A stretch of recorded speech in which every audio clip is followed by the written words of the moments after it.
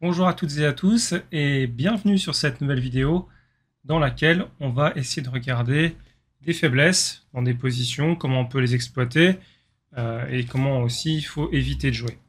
Dans cette vidéo, je vais vous poser quelques questions. Vous aurez la possibilité d'y répondre tranquillement en mettant pause au moment où je vous le dirai. Alors, nous voici dans une partie qui a opposé Peter Hein Nielsen à Alexander Areshenko. Ça s'est joué en Allemagne en 2011. Et donc, c'est une position intéressante puisque les Blancs ont clairement un avantage ici. Alors, on va voir comment ils auraient pu jouer. C'est pas super évident, hein, donc on va creuser petit à petit les variantes. Mais dans cette partie, les Blancs se sont trompés. Ils doivent protéger le pion F2 et plutôt que de jouer le bon coup, que je ne vais pas vous dire tout de suite, hein, je vais vous laisser le chercher tout à l'heure, eh bien, plutôt que de jouer le bon coup pour protéger ce pion F2, ils ont joué E4.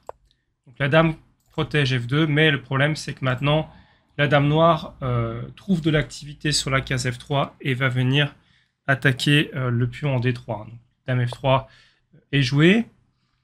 Donc le pion D3 est attaqué et donc les noirs trouvent du contre-jeu et la position n'est plus du tout la même. Donc on va voir que ici, certes, les blancs ont des défenses pour égaliser, mais ça va être beaucoup plus compliqué d'aller chercher la victoire ici. Donc fou E1.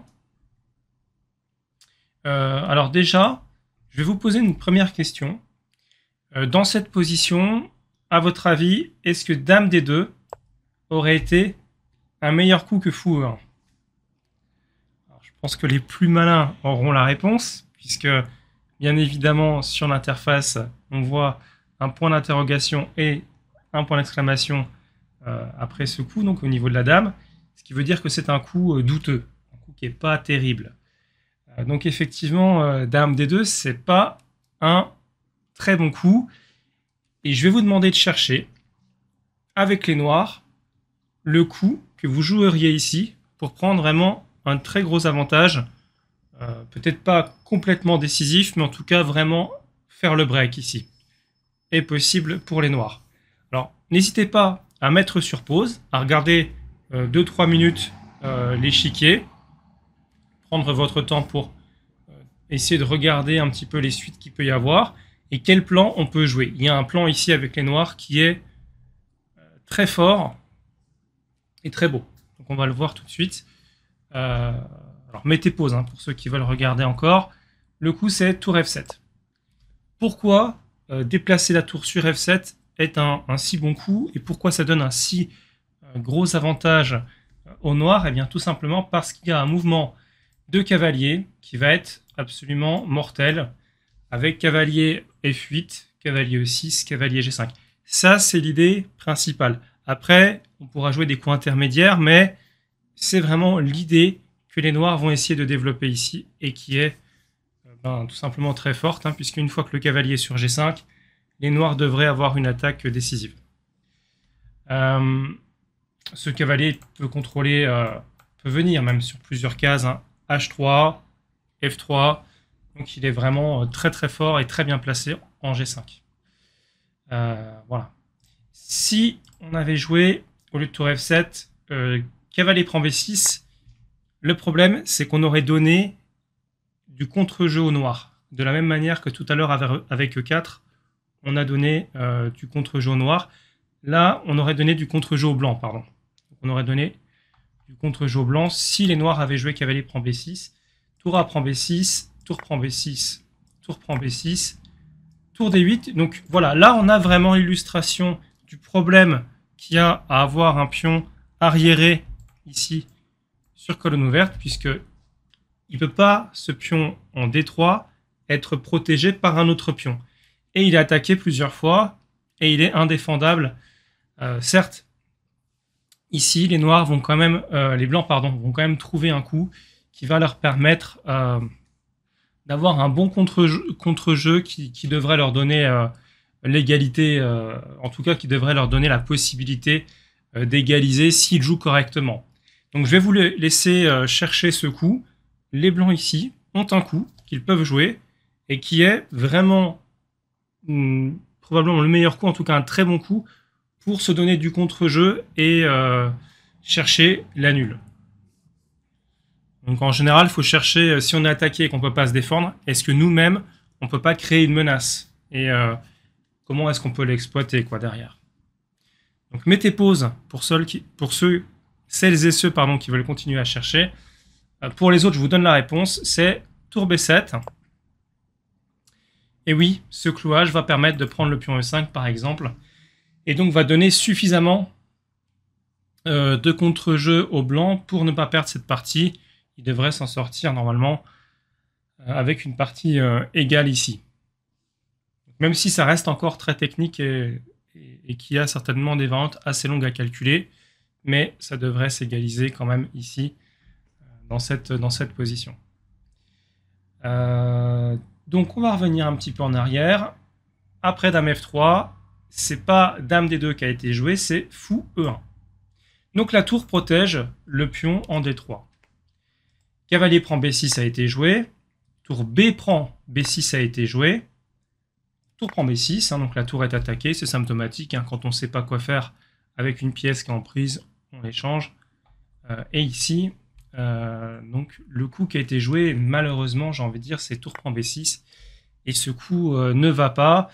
Alors on va voir pourquoi il ne va pas, mais on va revenir d'abord un petit peu en arrière et je vais vous demander, à la place de tour prend B6, est-ce qu'il n'y a pas un coup qui tiendrait ici, qui serait meilleur donc que tour prend B6, qui ne donnerait pas un avantage aussi conséquent au noir?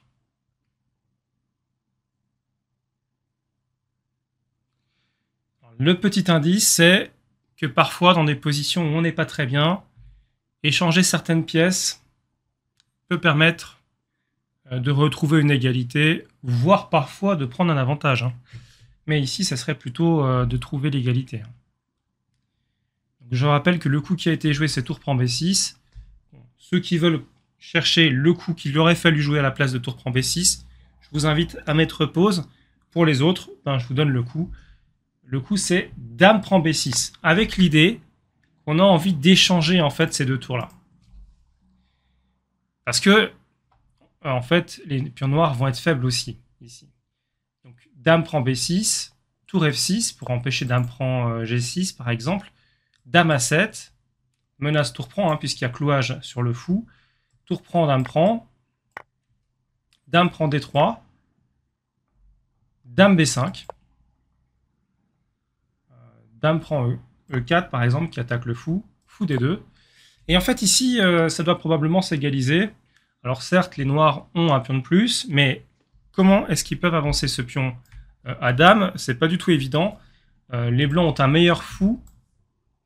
Les noirs, leur fou est quand même bloqué, ce qui n'est pas évident dans cette position de jouer avec un fou comme ça qui est bloqué derrière ses pions. Donc les blancs ont un meilleur fou, et puis finalement, cette position ne devrait pas permettre aux noirs de remporter la partie, puisque pour remporter la partie ici, il faut créer un pion passé, et on ne voit pas vraiment comment ça va être possible. Donc effectivement ici, c'était probablement la meilleure défense, de faire Dame prend B6 et d'échanger les tours pour arriver à ce genre de position qui est plus facile à égaliser. D'accord, donc on va revenir en arrière. Malheureusement, ici, Nielsen a joué tour prend B6, Dame prend D3, tour B7. Donc ça, c'est le coup qui vise à créer un clouage sur la 7e rangée et à prendre la 7e rangée, la sainte 7e, comme l'appellent certains. Donc c'est un coup qui normalement est bon, qui peut menacer bien évidemment des choses comme Dame prend E5, mais malheureusement ici Dame prend E4, non seulement ça protège E5, ça contre-attaque sur le fou ici, et pour le coup avec les tours, eh bien c'est les noirs qui vont avoir l'avantage et qui vont gagner cette partie 20 coups plus tard. Donc ici, dans cette position, les blancs vont tenir encore une vingtaine de coups avant d'abandonner, mais dans une position qui est quand même déjà très très difficile à tenir. Si on revient tout au début, donc on a vu que dans la partie, pour protéger le pion F2 qui est attaqué, les blancs ont joué E4. Pourtant, c'est dommage parce que si on regarde la position, les noirs ont quand même des faiblesses ici. En faisant E4, nous on se crée un pion arriéré sur colonne ouverte, et finalement c'est ça qui va nous embêter dans la partie, mais si on regarde la position et la structure de pion tout de suite, c'est plutôt les noirs qui sont pas très bien, puisqu'ils ont quand même deux pions qui sont isolés, qui ne peuvent pas forcément être avancés facilement. Donc en fait, ici, il fallait jouer un autre coup que E4, qui permettait de continuer à presser sur les faiblesses noires, mais tout en protégeant le pion F2. Alors je vous demande maintenant, ceux qui veulent chercher plus longtemps peuvent mettre pause. La question c'est quel coup jouer à la place de E4 ici pour les blancs, afin de ne rien concéder en termes de contre-jeu pour les noirs, mais de continuer à menacer les pions noirs qui ne sont pas trop bien défendus. Quel est ce coup que les blancs peuvent jouer, qui est un coup, il est vrai, un petit peu atypique, mais qui est vraiment intéressant, qu'on peut retrouver assez souvent, notamment dans des parties rapides sur Internet. C'est le genre de coup qu'on voit très souvent, et c'est vrai qu'il est assez efficace dans un peu toutes les circonstances. Après, en partie lente, il faut le calculer beaucoup plus précisément, bien sûr, mais en tout cas, on peut y réfléchir. Et certainement que si Nielsen y avait réfléchi, l'avait envisagé sérieusement, il l'aurait joué. Donc mettez pause pour ceux qui veulent continuer à chercher ce coup. Pour les autres, je vous le donne. Eh bien, ce coup, tout simplement, c'est F3. Puisque F3 ne fait pas de concession en termes de structure de pion.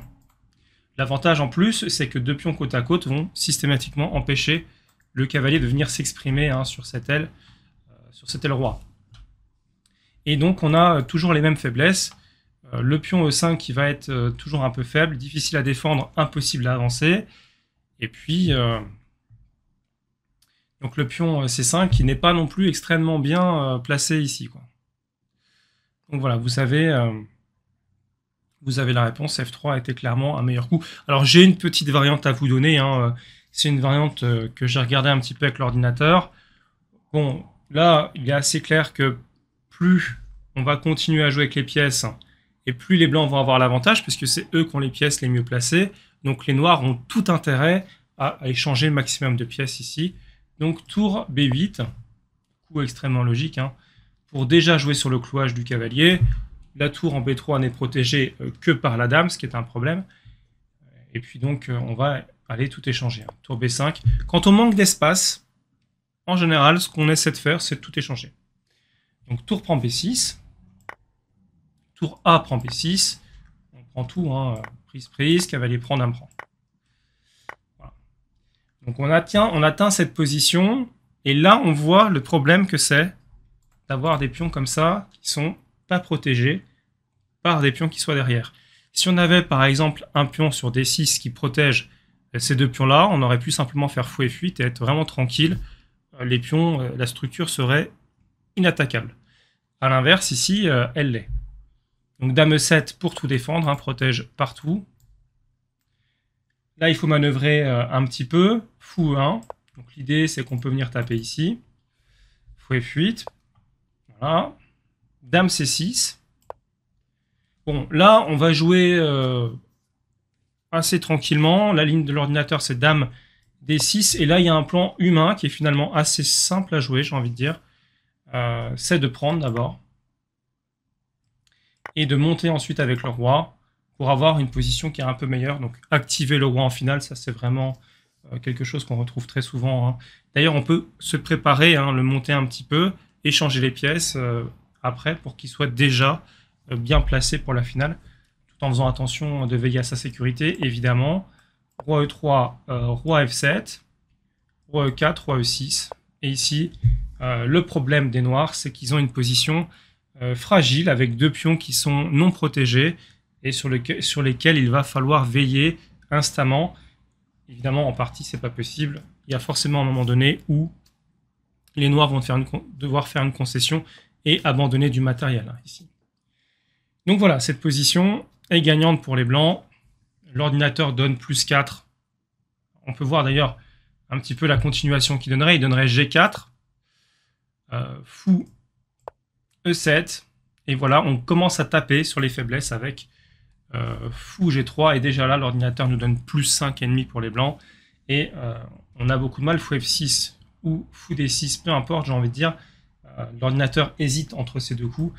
Mais dans les deux cas, de toute façon, cette partie va être intenable après simplement oui, un coup comme F4 qui va tout casser, qui va nous permettre de créer assez facilement des pions passés avec E3 et D5 et D4 pardon, une fois qu'on aura échangé ce pion. Hein. Donc ça ne peut pas se tenir. Je montre juste vite fait, mais prise, faut prendre. Donc déjà ça, c'est en l'air.